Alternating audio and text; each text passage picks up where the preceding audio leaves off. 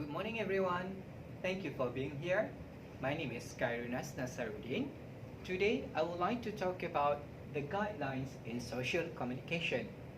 Alright, before we start, do you know what is guidelines in social communication? And have you ever wondered why do we need to set guidelines in our social communication?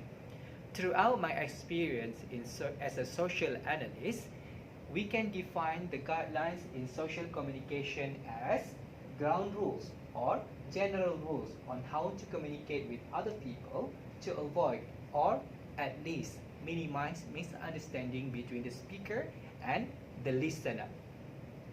Alright, so what are those rules? I already list out 5 ground rules where you need to follow when you are talking to your listener. Let us begin with number 1. Okay, don't use a fancy, cute, or trend terminology. Okay, if you want to address an attractive woman or attractive girl, do not use a word hot chick. Instead, you can use a word like beautiful girl.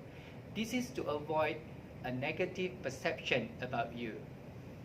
Number 2, use accurate terms for giving a direction. Say, for example, a stranger came up to you and asked you for a direction to a certain place. Rather than saying, for example, go a little further down the road, it will be better if you explain to the listener, go 500 meters down the road, so that the listener will be able to register the information directly without any assumption. Alright? Number 3, choice of words. Okay, number 3, choice of words.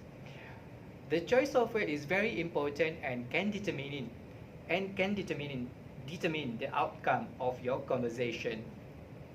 You need to be very mindful and very careful of words which may have a different meaning in different culture or nationality, such as the Manglish terms for shock. It does not mean shock in the normal sense. Surprise. Yes, even though it has a positive connotation, which means a great feeling or just great, but for normal English-speaking people will have a hard time to understand your message. All right. Number 4, do not use of slang. I'm not saying that do not ever use the slang. A slang word, for example, like cool, dude,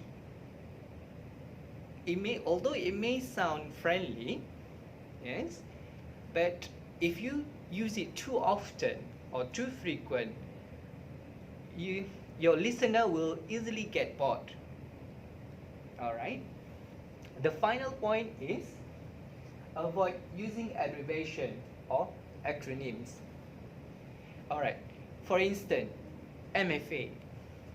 Instead of using MFA, you can use Ministry of Foreign Affairs. So the listener will, because the listener will struggle to follow the conversation with you, and it will create a barrier between you and the listener, because the abbreviation and acronyms are normally used internally within a group of people or organization. Of course, you still can use it.